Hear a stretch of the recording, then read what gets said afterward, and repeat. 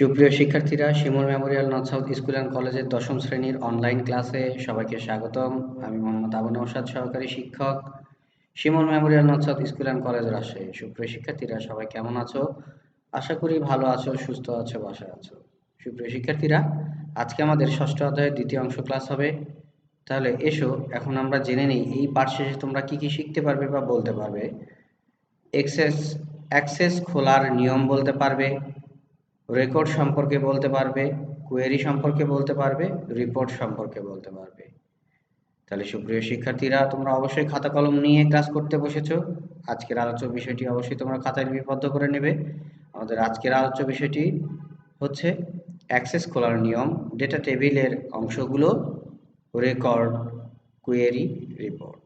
তাহলে সুপ্রিয় শিক্ষার্থীরা, চলো আমরা সরাসরি ক্লাসে চলে যাই। প্রথমেই মাইক্রোসফট অ্যাক্সেস খোলার নিয়মটা সম্পর্কে এখন আমরা জানব। সুপ্রিয় শিক্ষার্থীরা, এখানে আমাদের পাঠ্য বই অনুযায়ী আমাদের যে নিয়মটা সেটা হচ্ছে, প্রথমেই আমাদের ল্যাপটপ বা কম্পিউটারের বাম পাড়ে কর্নারে একটি অপশন থাকে যেটাকে বলা হয় স্টার্ট মেনু বা স্টার্ট বাটন। আমি স্টার্ট বাটনে ক্লিক করার পরে দেখো মাইক্রোসফট অফিস এই অপশনটি খুঁজে বের করব, অথবা প্রথমে কি করব, স্টার্ট বাটনে ক্লিক করব। স্টার্ট বাটনে ক্লিক করার পরে অল প্রোগ্রামসে যাব। অল প্রোগ্রামস থেকে মাইক্রোসফট অফিস এই অপশনটি খুঁজে বের করব। মাইক্রোসফট অফিসে ক্লিক করার পরে এই যে আমরা দেখতে পাচ্ছি, প্রিয় শিক্ষার্থীরা দেখো তোমরা, এই যে দেখতে পাচ্ছি মাইক্রোসফট অফিসে আমি যখন ক্লিক করব তখন মাইক্রোসফট অফিসের এই প্যাকেজ সফটওয়্যারের মধ্যে যতগুলো সফটওয়্যার অন্তর্ভুক্ত রয়েছে সবগুলো সফটওয়্যারই এখানে শো করছে বা দেখাচ্ছে। এখন আমার প্রয়োজন মাইক্রোসফট অ্যাক্সেস। তাহলে আমি মাইক্রোসফট অ্যাক্সেসে ক্লিক করলে আমার কি সফটওয়্যারটি ওপেন হয়ে যাবে। আমার যদি মাইক্রোসফট ওয়ার্ড প্রয়োজন হয় তাহলে আমি ওয়ার্ডে ক্লিক করব, তাহলে ওয়ার্ডটা ওপেন হয়ে যাবে। এই প্রসেসে আমরা খুলতে পারবো। দেখো আমার স্টেপগুলো দেওয়া আছে। খোলার পরে দেখো মাইক্রোসফট অ্যাক্সেসে ক্লিক করার পরে এরকম দুটি অপশন আসবে। এখন দেখো প্রথমেই বলা হচ্ছে যে আমাদের বাম পারে দেওয়া আছে ব্ল্যাঙ্ক ডাটাবেস। আমি ব্ল্যাঙ্ক ডাটাবেসে ক্লিক করার পরে কি এখানে আসবে একটা অপশন, অর্থাৎ ডাটাবেস এই পুরো ফরম্যাটটা ক্রিয়েট করতে হবে। ক্রিয়েট করতে গেলে আমাকে কি করতে হবে, প্র্যাকটিস ওয়ান আমি একটা নাম দিলাম, বা তুমি ডাটাবেসটা যে নামে সেভ করতে চাও সেই নামটা এখানে লিখে ক্রিয়েট দিলেই ডাটাবেস সিস্টেম বা সফটওয়্যারটি ক্রিয়েট হয়ে যাবে। এরপরে দেখো এই যে দেখো আমার ডাটাবেস সফটওয়্যারটি ক্রিয়েট হয়ে গেছে। এখন এখান থেকে মাইক্রোসফট ওয়ার্ড এক্সেলের মতোই কিছুটা এখানে যে অপশন দেয়া আছে সেগুলো থেকে ডাটাবেস শিট, ডাটাবেসে কোথায় কিভাবে কোনটা লিখতে হবে, এই যে দেখো টেবিল দেয়া আছে, তাই না? এখানে অ্যাড ফিল্ড বলতে আমি যে অপশনটা হয়তোবা এখানে অ্যাড ফিল্ডের মধ্যে যে আমি ক্লিক করলে এখানে কিন্তু নিউ যেখানে লেখা আছে সেখানে আমি নাম বা রোল লিখলাম, পরেরটাতে নাম লিখলাম, তারপরেরটাতে বাংলা লিখলাম, তারপরেরটাতে এভাবে আমি কিন্তু ফিল্ডগুলো তৈরি করতে পারবো। দেখো এখন প্রিয় শিক্ষার্থীরা, ডেটা টেবিলের আমরা অংশ বিশেষগুলো দেখব। তাইলে আমরা একটু আগে ডেটাবেস সফটওয়্যার কিভাবে ওপেন করব, অর্থাৎ ডেটাবেস সফটওয়্যারের নাম কি, মাইক্রোসফট অ্যাক্সেস। সব থেকে বহুল ব্যবহৃত সফটওয়্যারটির নাম হচ্ছে মাইক্রোসফট অ্যাক্সেস। তাহলে অ্যাক্সেস ওপেন করার নিয়মটি আমরা জেনে নিলাম, তাই না? এখন আমরা এই যে ডেটা টেবিল তৈরি করতে গেলে সেখানে কি কি জিনিস গুলো প্রয়োজন হয় বা কি কি জিনিস অন্তর্ভুক্ত থাকে তার মধ্যে, সেগুলো সম্পর্কে আমরা একটু জেনে নিব। দেখো প্রথমেই বলেছে টেক্সট বা ক্যারেক্টার বা টেক্সট। এই যে আমি একটু আগে ফিল্ডগুলো লিখলাম, এখানে এই ফিল্ডগুলোর মধ্যে আমরা সেখানে টেক্সট বলতে লেখাগুলো, এখন সেটা আমরা সংখ্যা লিখি, চিহ্ন ব্যবহার করি, বা অক্ষর লিখি, বা বর্ণ লিখি, বা যেটাই বলি না কেন এটা আমরা লিখতে পারবো। এখন দেখো এই ফিল্ডে সর্বোচ্চ 255টি বর্ণ কি লেখা সম্ভব হয়। তাহলে এরপরে বলেছে নাম্বার বা নিউমেরিক। দেখো আমরা নাম্বার বা নিউমেরিকটি ব্যবহার করব। দেখো এখানে বলা হচ্ছে, দেখো গাণিতিকভাবে আমি একটু আগে প্রথমেই বললাম যে শুরুতেই যদি আমরা রোল নাম্বার দিয়ে দিই তাহলে সেই ক্ষেত্রে অবশ্যই আমার নাম্বার সিস্টেমটা ব্যবহার করতে হবে, না হলে তো আমি রোল নাম্বারটা সাজিয়ে লিখতে পারবো না, তাই না? তাহলে সেই ক্ষেত্রে এইটা আমাদের প্রয়োজন হয়। এরপরে আসি আমাদের অটো নাম্বার। এখন নাম্বার সিলেক্ট করে দিলাম, কিন্তু নিচে নিচে যখন ঘরগুলো যাব ক্রিয়েট করব তখন যেন অটোমেটিক নাম্বারটা আসে, সেই অটোমেটিক সিস্টেমটাও আমাকে ক্রিয়েট করে দিতে হবে, যাতে আমি পরের রোল নাম্বারে গেলে অটোমেটিক তার রোল নাম্বারটা চলে আসে ওই ধাপ অনুযায়ী, অর্থাৎ 1 এর পরে 2, 2 এর পরে 3 এভাবে যেন চলে আসে। এরপরে লজিক্যাল ডেটা, অর্থাৎ আমি যে ডেটাগুলো ইনপুট করব বা ইনপুট করতে চাই সেই ডেটাগুলোর অবশ্যই সম্পর্কযুক্ত হতে হবে, একটা ডেটার সাথে আরেকটা সম্পর্কযুক্ত হতে হবে, না হলে সেই ডেটা ইনপুটটা নেবে না বা এরর দেখাবে বা কোনো মিসিং কিছু দেখাবে। এরপরে আছে দেখো তারিখ ও সময়। দেখো এখানে বলা হচ্ছে ফিল্ডের তারিখ ও সময় ব্যবহার করা হয়। ফিল্ড বলতে কি, আমরা প্রত্যেকটা অংশকে এক একটা ফিল্ড বললাম, তাই না? তাহলে এইখানে দেখো 100 থেকে 9999 বছরের তারিখ ও সময়ের জন্য এই ফিল্ড ব্যবহৃত হয়। দেখো তার মানে কি, এখানে আমি আমার বছর অনুযায়ী আমরা কিন্তু ফিল্ডগুলো তৈরি করতে পারবো, অর্থাৎ সময় বা ডেটগুলো আমরা সিলেক্ট করে দিতে পারবো, ব্যবহার করতে পারবো, যেহেতু কম্পিউটার মানে ওই অটোমেটিক ক্যালকুলেটর বা ক্যালেন্ডার সিস্টেমটা দিয়ে দেওয়া আছে, যার কারণে অটোমেটিক এই ডেট এবং টাইমটা শো করে। এরপরে আসি আমরা মেমো।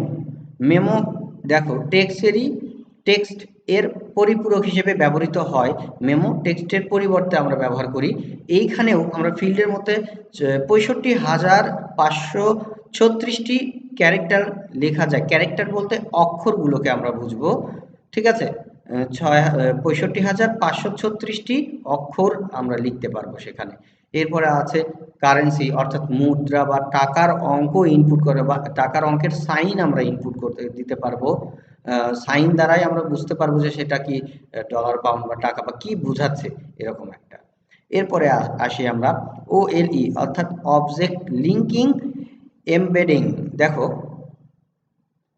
অবজেক্ট লিঙ্কিং এমবেডিং বা OLE অবজেক্ট যেটা, সেটা সেখানে আমাদের যেসব তথ্য ডেটাবেজ নয় এমন সফটওয়্যারে আছে এবং লিঙ্কের মাধ্যমে স্বয়ংক্রিয়ভাবে ডেটাবেজে নেয়ার ক্ষেত্রে এই ডেটা টাইপ ব্যবহার করা হয়, অর্থাৎ একটা লিঙ্কের সাথে আরেকটা লিঙ্ক সম্পর্কযুক্ত করে দেওয়া হয় এই সিস্টেমের মাধ্যমে। তাহলে সুপ্রিয় শিক্ষার্থীরা, তারপরে আমরা আসি হাইপারলিঙ্ক, তাই না? ওয়েব পেজের সাথে আমরা সরাসরি হাইপারলিঙ্ক এই অপশনটি দিয়ে আমরা ওয়েব পেজের সাথে সরাসরি এটাকে লিঙ্কড আপ করতে পারি, যাতে আমরা অনলাইন থেকেও এটা কালেক্ট করতে পারি, দেখতে পারি বা প্রিন্ট আউট করতে পারি। এরপরে লুক আপ উইজার্ড। দেখো সরাসরি কোনো ডেটা এন্ট্রি না করে কোনো লিস্ট বা টেবিল থেকেও দেখো ডেটা নির্বাচন করে সেখানে ইনপুট করা যায়, এই সিস্টেমটাকে আমরা বলছি লুক আপ। এরপরে আসি আমরা প্রিয় শিক্ষার্থীরা রেকর্ড, তাই না? রেকর্ড দেখো পরস্পর সম্পর্কযুক্ত কতগুলো ডেটা আইটেমকে রেকর্ড বলে। পরস্পর সম্পর্কযুক্ত কতগুলো ডেটাকে আমরা একত্রিতভাবে কি বলছি, রেকর্ড বলছি। অর্থাৎ দেখো কতগুলো ফিল্ড একত্রিত, ফিল্ড বলতে আমরা কি রোল নেম, বাংলা, ইংরেজি, অঙ্ক, মোট নম্বর, এই যে জিনিসগুলো আমরা এখান থেকে বুঝতে পারছি এটা একটা রেজাল্ট শিট তৈরি হবে বা রেজাল্ট শিটের ডেটাবেসটা কিসের, রেজাল্ট শিটের, এরকম জিনিসগুলো দেখো। তাহলে পরস্পর সম্পর্কযুক্ত, অর্থাৎ আমি যদি এখানে রোল নেম লিখলাম, তারপরে যদি আমি এজ লিখতাম, তাহলে হয়তোবা এই ফরম্যাটের সাথে নাও মিলতে পারতো, তার কারণ আমরা সবাই মোটামুটি জানি যে রেজাল্ট শিটে এজ থাকে না। আমি যদি এখানে স্যালারি দিই তাহলে কি হবে, হবে না। তাহলে এই যে জিনিসগুলো এটা অবশ্যই সম্পর্কযুক্ত হতে হবে। দেখো একটি টেবিলের এক একটি সারি হলো এক একটি রেকর্ড, একটি টেবিলের এক একটি সারি এক একটি রেকর্ড। তাহলে দেখো এখন এই যে একাধিক ফিল্ডগুলো, এখন এক রোলের রোল আছে, নাম আছে, বাংলা, অঙ্ক, ইংরেজি, মোট নাম্বার, এই যে পুরো একটা লাইন চলে গেল পাতাল দিক দিয়ে, আমরা বলি যেটা ল্যান্ডস্কেপে, ঠিক আছে? এই পুরো লাইনটাকে আমরা বলছি রেকর্ড। আর লম্বালম্বি ভাবে যেটা আমি বললাম যে রোল, তারপরে হচ্ছে নাম, বাংলা, অঙ্ক, ইংরেজি, মোট নম্বর, এই জিনিসগুলোকে আমরা বলছি ফিল্ড, ঠিক আছে? এরপরে আমরা আসি কুয়েরি। আমরা নর্মালি বুঝতে পারছি যে এখানে কুয়েরি অর্থাৎ সার্চ করা বা খুঁজে বের করা, তাই না? তাহলে দেখো ডেটাবেজে সংরক্ষিত অসংখ্য তথ্য থাকে, যেখান থেকে নির্দিষ্ট কিছু শর্ত সাপেক্ষে আমরা সেই রোল বা নেমের ডেটা আমরা খুঁজে বের করতে পারি। অর্থাৎ একই নামের একাধিক ব্যক্তি থাকতে পারে না? তাইলে তাকে খুঁজে বের করার জন্য আমরা অন্য কোনো উপায় বের করব, হয় তার এজ দ্বারা খুঁজতে পারবো, মানে সার্চ করব বা খুঁজে বের করব কি সিস্টেমে, রোল নাম্বার ব্যবহার করে বা আইডি নাম্বার ব্যবহার করে বা তার এজ দিয়ে, এরকম নানা উপায় থাকে যেগুলো ব্যবহার করে আমরা কোয়েরি করি, অর্থাৎ একাধিক ব্যক্তি থেকে নির্দিষ্ট একজন ব্যক্তিকেই আমরা খুঁজে পাই। এখন দেখো দেখো এই কোয়েরি সার্চে নির্দিষ্ট ফিল্ডের ডেটা, নির্দিষ্ট গ্রুপের ডেটা দেখো নির্দিষ্ট শর্ত অনুসারে প্রদর্শন করা যায়, অর্থাৎ একাধিক নামের ব্যক্তি থাকতে পারে। যদি স্যালারি শিট হয়, একই স্যালারিরই একাধিক ব্যক্তি থাকতে পারে। এই জিনিসগুলো আমরা খুঁজে বের করার জন্য এক এক ডকুমেন্ট খুঁজে বের করার জন্য এক এক রকম সিস্টেম আমরা অবলম্বন করি। এরপরে আসে আমরা রিপোর্ট। রিপোর্ট অর্থ কি? দেখো প্রতিবেদন, অর্থাৎ দেখো আমরা একটু আগে এই ফিল্ড রেকর্ড এগুলোর ভিত্তিতে আমরা কি করলাম, একটা ডেটাবেস তৈরি করলাম। সেই ডেটাবেসের ভিত্তিতে আমি রিপোর্ট তৈরি করলাম, সেটা 6 মাসের হতে পারে, 1 মাসের হতে পারে বা 1 বছরের রেজাল্ট শিট হোক, যেটাই হোক না কেন, এই যে পুরো সিস্টেমটা এটাকে আমরা বলছি রিপোর্ট। এই রিপোর্ট আকারে আমরা কি করব, আমরা উপস্থাপন করব আমাদের চাহিদা মাত্র। সেটা প্রতিষ্ঠান হতে পারে, তাই না? এখন যদি আমি চাকরি ক্ষেত্রে স্যালারি শিট তৈরি করি, তাহলে আমার বসকে আমি স্যালারি শিটের রিপোর্টটা দিয়ে দেবো, অর্থাৎ এই পুরো শিটটাই হচ্ছে একটা রিপোর্ট। আমি যদি রেজাল্ট শিট তৈরি করি, তাহলে অবশ্যই প্রিন্সিপালের কাছে আমি এই রিপোর্টটা উপস্থাপন করব, এই পুরো সিস্টেমটা। ঠিক আছে? তাহলে দেখো, ব্যবহারকারীর চাহিদা অনুযায়ী প্রয়োজনীয় তথ্যকে সুবিন্যস্ত করে উপস্থাপন করাকে রিপোর্ট বলে। তাহলে এটা আমরা সংজ্ঞা জানলাম, এটার আবিধানিক অর্থ আমরা জানলাম প্রতিবেদন, তাই না? সুপ্রিয় শিক্ষার্থীরা, দেখো আমরা আমাদের ক্লাসের প্রায় শেষ প্রান্তে চলে এসেছি। এসো আমরা আজকে যা যা শিখলাম বা জানলাম তার ভিত্তিতে আমরা কিছু প্রশ্নের উত্তর জেনে নেই। প্রথমেই বলছে কি, রেকর্ড। রেকর্ড বলতে একাধিক ফিল্ডের সমন্বিত রূপকে আমরা বলছি রেকর্ড। রিপোর্ট হচ্ছে প্রতিবেদন, অর্থাৎ প্রতিষ্ঠান বা তার মালিকের চাহিদা অনুযায়ী আমরা কি সেই ডেটাবেসগুলোর মুদ্রিত কপি উপস্থাপন করব, সেটা হচ্ছে রিপোর্ট। কোয়েরি একটা নির্দিষ্ট ব্যক্তি বা নির্দিষ্ট কোনো কিছু খুঁজে বের করা হয় যে সিস্টেমে, সেটাকে আমরা বলছি কোয়েরি। এরপরে আছে অ্যাক্সেস খোলার নিয়ম। অ্যাক্সেস খোলার নিয়ম যদি আমরা বলি, সহজ ভাষায় এভাবে বলবো, প্রথমে স্টার্ট মেনুতে যাব, স্টার্ট মেনুতে যাওয়ার পরে অল প্রোগ্রামসে যাব, অল প্রোগ্রামস থেকে মাইক্রোসফট অফিস 2007 হোক বা যেটাই হোক, মাইক্রোসফট অফিসে যাব। মাইক্রোসফট অফিসে ক্লিক করার পরেই আমরা পেয়ে যাব মাইক্রোসফট অ্যাক্সেস।